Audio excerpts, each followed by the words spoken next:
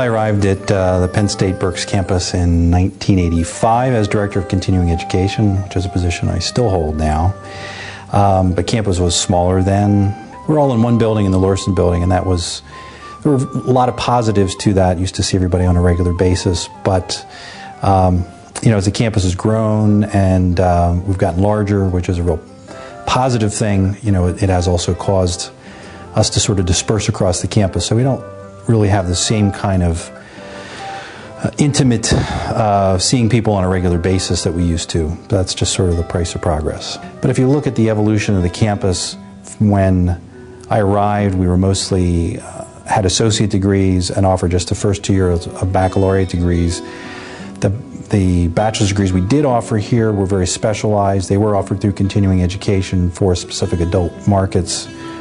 And once a need was satisfied, then those programs went away. Campus has always been very involved in the community, always played a very key role in terms of a provider and a resource for education for adults, for people who want to continue their education, as well as for organizations that need to upgrade the skills of their employees. One of the unique resources that Penn State has for local organizations that we provide through continuing education at Penn State is the Management Development Service, which consists of full-time faculty members who might be in business or engineering or one of the different colleges. That's their academic home in the university, but their full-time teaching assignment is not in the classroom in teaching classes as part of degree programs, but providing skill training and skill development programs either here at the campus or on-site at companies.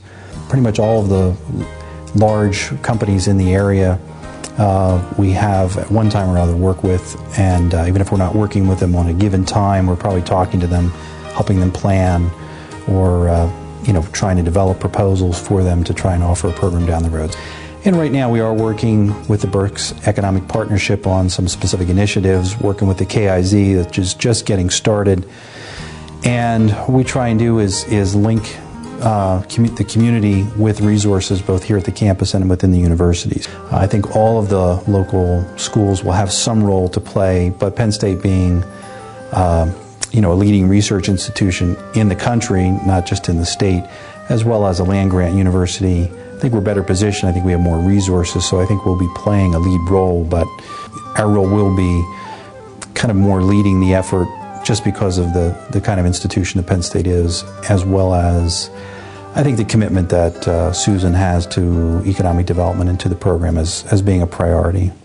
We offer a lot of non-credit programs that are focused on the needs of adult students, many of which really do relate to programs we have here which are strong, whether that's business or engineering and engineering technology. The role of continuing education, the role we fill, or how we meet local community needs has changed quite a bit with the dynamism in the economy, the dynamic nature of the economy, and the way needs are changing. We are kind of more trying to identify and respond to what needs are.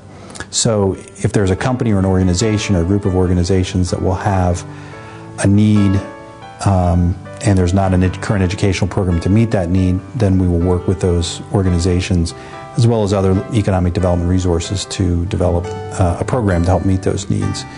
Another area that we're working on at the graduate level that I think we've really played a key role recently is the certificate program for teachers in English as a second language. With a growing Hispanic population, Latino population in Berks County, there has been a strong need for that, so we're offering classes here and in Lebanon to meet the needs of teachers more in the central Pennsylvania area. It's a 5-course certificate program that once teachers complete it, they can then meet their requirements of the state, because the state is now requiring ESL teachers to have a specific certification, and our certificate will allow teachers to meet that need. So I think if you go back over the years that I've been here, the 20+ years I've been here, at any given time you could identify 1 or 2 programs like that where we've responded to a need, developed a program, and made that difference in the community.